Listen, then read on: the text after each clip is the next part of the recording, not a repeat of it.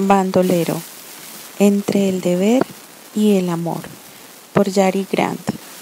Narración por Kelly para el canal Dulce Candy Fanfics. Capítulo 11. Esa mañana, mientras el carruaje traqueteaba por el camino a los zafiros, Candy sentía que el sol brillaba más que nunca, que el trino de las aves era más alegre y que los colores de las flores eran más brillantes. ¿Más?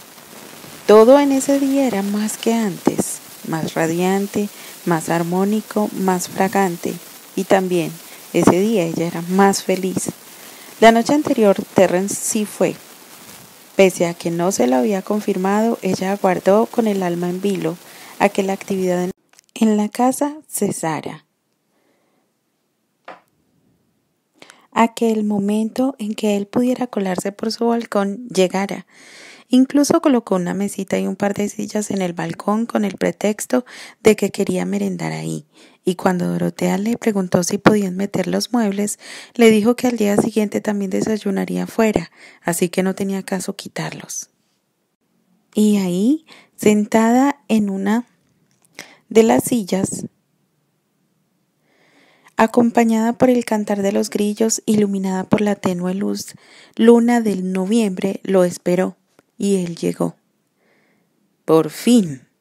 La voz de su tía se interpuso a sus recuerdos, quien estaba aliviada de que el trayecto hubiese terminado, sus viejos huesos resienten los tumbos que dan durante todo el camino. Dejó de mirar por la ventanilla, se enderezó en el asiento y acomodó su sombrero, para estar presentable cuando don Alejandro les ayudara a bajar del carruaje. Pero no fue don Alejandro quien tomó su mano. Los firmes dedos de Diego fueron los que rodearon los suyos. La sensación tan agradable y familiar que la recorrió la sorprendió. Unas cuantas palabras de cortesía después se dirigieron al interior de la casa. Ese día ayudarían a Eleanor a organizar las donaciones en especie que han recibido. La mayor parte es ropa de todo tipo para las familias que están refugiadas en la hacienda. Al llegar al salón donde pasarían el día, vieron que Eleanor ya estaba separando las prendas por tamaños. Diego se despidió y ellas enseguida se pusieron a trabajar. Mientras ordenaba los pantalones, Candice no podía dejar de pensar en Diego, en él y las sensaciones que le provocaba. No tiene importancia, ya no siento nada por él. Es la sorpresa. Sí, solo es eso, se dijo. No obstante, se sentía inquieta. Su día que se auguraba radiante estaba nublándose. En su habitación, Diego casi hacía una zanja. Caminaba de un lado a otro desesperado.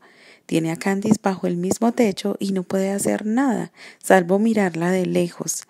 Se siente como cuando de niño se quedaba sentado mirando el postre del día, viendo y deseando, sabiendo lo que se está perdiendo, porque conoce perfectamente el sabor y queriendo devorarlo entero. Ver y desear, qué cosa más horrible, se lamentó en sus adentros. De repente se le ocurrió que si ella supiera la verdad sobre el zorro y él, estas visitas serían distintas, porque entonces aprovecharía cada momento y cada rincón para robarle todos los besos que quisiera. Pero dado que no es el caso, deberá conformarse con unas cuantas miradas ocultas. Y ni siquiera correspondidas, apenas si me prestó atención hace un momento. Pateó el suelo y agredió una imaginaria piedra, igual que hacía de niño, para descargar la frustración. Diego, el pequeño Alejandro entró sin tocar, exaltado. ¿Qué sucede, Ale? ¿Dónde es la quemazón? Preguntó al tiempo que elevaba la ceja izquierda. He visto a la muchacha más bonita de toda la galaxia. Terry rió agitando la cabeza en el proceso. Las últimas lecciones de Alejandro sobre los planetas, el sistema solar y el universo lo tienen usando a todas horas esas palabras recién aprendidas. Galaxia, corrigió. Caminó hacia el escritorio, que tiene situado a la derecha pegado a la pared, y se acomodó en la silla que usa cuando trabaja en sus escritos que empezaron como una tapadera y que ahora le sirve para dar rienda suelta a sus pensamientos, esos que le roban el sueño. Galaxia, repitió pronunciándolo mal otra vez. Y dime, ¿dónde has visto a esa muchacha? Sonrió con cariño y con un gesto de la mano lo invitó a acercarse, lo cual el pequeño hizo de inmediato. Tiene el pelo claro, igual que los de las mazorcas tiernas, respondió, ya sentado sobre el muslo derecho de Terrence, quien rompió a reír de nuevo. Vaya que te ha impresionado, si hasta nos pusimos poetas. Revolvió el cabello con cariño, con la risa todavía adornando su cara. A ver, cuéntame más sobre esa muchacha bonita, instó mientras intentaba controlar sus ganas de reír. Es alta, altísima, dijo al tiempo que levantaba la mano para marcar la altura. ¡Qué alta! Fingió sorprenderse. ¿Y tiene nombre esa muchacha altísima? Preguntó sin imaginarse por dónde iban los tiros. Tía Eleanor dijo que se llama Sofía, contestó el niño. Es muy blanca y tiene pecas, continuó, sin saber que a Terrence se le había congelado la sonrisa. Se las vi de cerca, así de cerca, remarcó acercando su carita a la de él. ¿Por qué tan cerca? Se obligó a preguntar, puesto que su mente elucubraba sobre el resultado de esa plática. Es que se agachó para preguntarme cómo me llamo. Me dijo que soy un niño muy guapo. Sonrió orgulloso. Pero luego se puso seria y me vine para acá. Se encogió de hombros y comenzó a mover las piernas, primero una y después la otra, adelante y atrás. Terrence quería preguntarle qué le había dicho Eleanor sobre él. Quería saber cómo lo había presentado, si había dicho que es su hijo. Sin embargo, no se atrevió. No quería que malinterpretara su pregunta y se cerrara, desandando el camino ganado. Alejandro continúa adaptándose a ellos, llorando por las noches a su madre, y aunque todavía no lo llama papá, sabe que lo ve como su figura paterna y que poco a poco ha ido confiando en él, dejando los recelos. Y la mayor prueba es que lo buscó de inmediato para contarle sobre la muchacha bonita, que ahora sabe que no es otra que Candice. Mi altísima y pecosa pelos de mazorca tierna, pensó a punto de estallar en carcajadas otra vez. En el salón, mientras armaba los paquetes de ropa, Candice se obligaba a no sentir ese punzante dolor, ese que le está carcomiendo el corazón, a no sentir esas ganas de gritarle su falta de honestidad, a no sentir esos irascibles e injustificados celos, porque, después de todo, ella está enamorada del zorro. Sentir dolor por el hecho de que Diego tenga un hijo es ridículo. Tan ridículo como su deseo de ir a buscarlo y exigirle una explicación. Porque, ¿qué derecho tiene ella de pedir explicaciones de algo ocurrido hace años, cuando ni siquiera se conocían? ¿Qué derecho tiene ella de pedir explicaciones cuando no son ni amigos? Loca, me estoy volviendo loca. Estoy enamorada de Terrence y me siento traicionada por Diego. Se llevó una mano a la frente ocultando su mirada desesperada a su tía y a Eleanor. Necesitaba aire, salir de la casa, despejarse. Solo un momento y no buscaré a Diego, se prometió. Se disculpó con las otras dos mujeres y siguiendo el camino que ya conocía hacia la terraza escapó de la casa.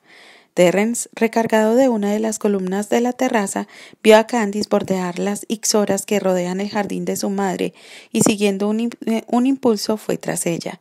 En el camino le pidió a una de las criadas que vigilara a Alejandro, tarea que él abandonó en pos de la joven. La halló sentada bajo la sombra de un árbol, arrancando hierbajos con los dedos. A simple vista se le veía serena, disfrutando del fresco de la tarde. Sin embargo, él ya la conocía lo suficiente para saber, por el vigor con que arrancaba la hierba, que estaba enfadada, muy enfadada. Se quedó parado sin avanzar, viéndola desde lejos, deseando vestir el traje del zorro para ir hasta ella y robarle todos los besos que se muere por darle. Sacudió la cabeza y desechó sus besucones pensamientos.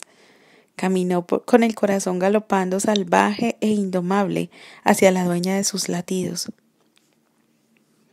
Deben haberse portado muy mal, dijo apenas estuvo cerca.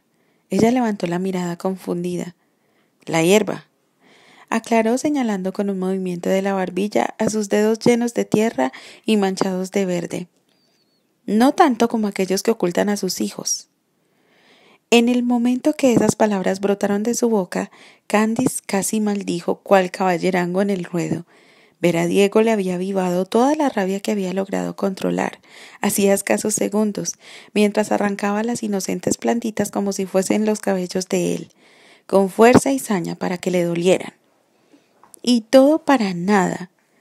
En la primera oportunidad le tiró una indirecta tan directa que tendría que ser muy duro de mollera para no captarla, o cara dura. Terence experimentó dos sentimientos, regocijo y celos. El júbilo de que ella se mostrara enojada, en clara muestra de interés hacia él. Se tornó en celos al darse cuenta que ella, estando enamorada de Terence, teniendo una relación con él, seguía interesándose en Diego. Si lo dice por mí, no lo oculté. A decir verdad, era irrelevante si usted lo sabía o no, respondió de mala manera, desquitándose por esa pequeña infidelidad de su parte. Porque aunque él sepa que son la misma persona, ella no lo sabe, por lo tanto debe ser inmune e indiferente a cualquier otro hombre, y se propuso probarla, prueba de la que meses después se arrepentiría. En el pueblo, el comandante Montero supervisaba personalmente la colocación de los carteles con el dibujo del enmascarado impreso. En estos se ofrecía una recompensa por su captura, vivo o muerto, rezaba la última línea del cartel. Tapizaron los árboles de la alameda, los del camino, las puertas de los negocios, las ventanas de las cantinas, ni la mampara que cubre la puerta de la iglesia se salvó. Con la venia del cura colocó el cartel más grande, aprovechando la anchura de la puerta. Así cuando los feligreses entraran verían sí o sí el rostro enmascarado del bandido. El humor del comandante casi rayaba en la felicidad. Se sentía cada vez más cerca de atrapar al maldito delincuente que tantas veces lo ha burlado. Ese detestable enmascarado que le ha robado todas esas monedas que tanto esfuerzo le han costado hurtar, poniendo en peligro su cuello al robarle a la corona. Y ese ladronzuelo de 3 al cuarto se ha beneficiado de los frutos de su trabajo, de sus desvíos de recursos y estrategias. Lo tiene harto. Cada vez se le calienta la sangre cada vez que se lo imagina gastando sus monedas, disfrutando de los frutos de su intelecto. Ya no pensaría en eso, o se le agriaría el humor y esa noche, más que nunca, debe mostrarse encantador. Esa noche, cortesía de doña Emilia, comienza su cortejo, y no es que la estirada carcamal le haya dado su venia. No, ni mucho menos. La casi senil anciana no lo considera un potencial pretendiente para su nieta. Sin embargo, la rígida anciana es toda una guardiana de la etiqueta y buenas costumbres, así que no se atrevió a hacerle un desaire cuando por casualidad llegó en el momento en que le informaba a su sobrino Tomás que los de la Vega irían a cenar más tarde, y fue así que terminó siendo invitado a departir con tan ilustres familias, invitación que piensa aprovechar para iniciar su cortejo a la joven Sofía. Observó a su alrededor, constatando que la gente ya se acercaba a mirar los carteles. Esperaba que pronto alguien hiciera la denuncia, si no por la recompensa, por lo menos por justicia, por el deseo de ver en la horca al incendiario del caserío, como le llamaban gracias a él y sus soldados. Juntos han esparcido un relato de lo sucedido, relato aderezado con muertes de niños y ancianos, reforzado con el desplazamiento de los refugiados a las distintas haciendas de la región. Sí, la victoria estaba cerca, podía sentirla, igual que el viento que anuncia la tormenta, y no llegaría sola, lo haría acompañada de la mano de Sofía Andri. Entonces, con el zorro ajusticiado y con esposa del brazo, escalaría en la élite militar. Por fin abandonaría ese pueblucho de Cuarta. Más tarde, ese mismo día, Candice se daba los últimos retoques en los labios. Instigada por su ánimo vengativo, había decidido verse arrebatadora. Quería pasar del "qué bella luce con ese vestido" al "me roba el aliento". Quería que Diego se tragara sus palabras de esa tarde. pelos de mazorca tierna, bufó para sus adentros. Era recordarlo y sentir que la vena del cuello le explotaría. El muy idiota, después de decirle con muy malos modos que ella no era nadie para estar enterada de su vida, se había referido a sus preciosos bucles de esa manera tan despectiva. La había insultado al decirle que era una mocosa berrinchuda, deseosa de atención, que lo mismo coqueteaba con él que con el comandante, y que a saber cómo le había pagado al delincuente esos supuestos rescates. Pero se había desquitado. Vaya si no se había desquitado. Le había plantado tremendo derechazo, ese que Tomás le había enseñado a pegar, y le había dicho hasta de lo que se iba a morir. Y cuando el muy degenerado la había abrazado con intención de besarla, le pegó ahí, donde más les duele, en el banco de bebés, como alguna vez le dijo Estir que se llamaba. A punto de retirarse, decidió dejarle claro un par de cosas diciéndole: estos labios tienen dueño, y si no lo tuvieran, antes me dejo besar por Montero que por ti. Y con eso se había ido, haciendo gala de todo el orgullo que doña Emilia siempre ha deseado que demuestre. Al joven de la Vega se le va a caer la baba cuando la vea, dijo Dorotea desde el umbral de la habitación. Oh, sí, y solo podrá ver, pensó. Sonrió a Dorotea y la acompañó al salón, donde su tía ya esperaba el momento en que llegaran sus invitados, y al parecer uno de ellos ya estaba ahí. El comandante Montero se levantó de su asiento en el segundo en que se percató de la presencia de Sofía. Se adelantó a saludarla y ofrecerle su brazo para escoltarla a su lugar junto a doña Emilia. Antonio y Tomás observaron la acción del comandante con el mismo gesto de disgusto, gesto que supieron disimular. Sin embargo, la galantería del comandante les ha activado el instinto de hermano, instinto que no les ha fallado nunca y al que piensan obedecer. Sentada con las manos recogidas sobre el regazo, Candice atendía con fingido interés la charla del comandante. El hombre se había empeñado a incluirla hablando de temas que no hirieran su delicada sensibilidad. A punto estaba de herir la delicada sensibilidad del comandante cuando una de las doncellas anunció a la familia de la Vega. Y se transformó. Pasó de ser la distante y cortés Candice a la sonriente y amable Candice, emitiendo tímidas risitas tras el abanico.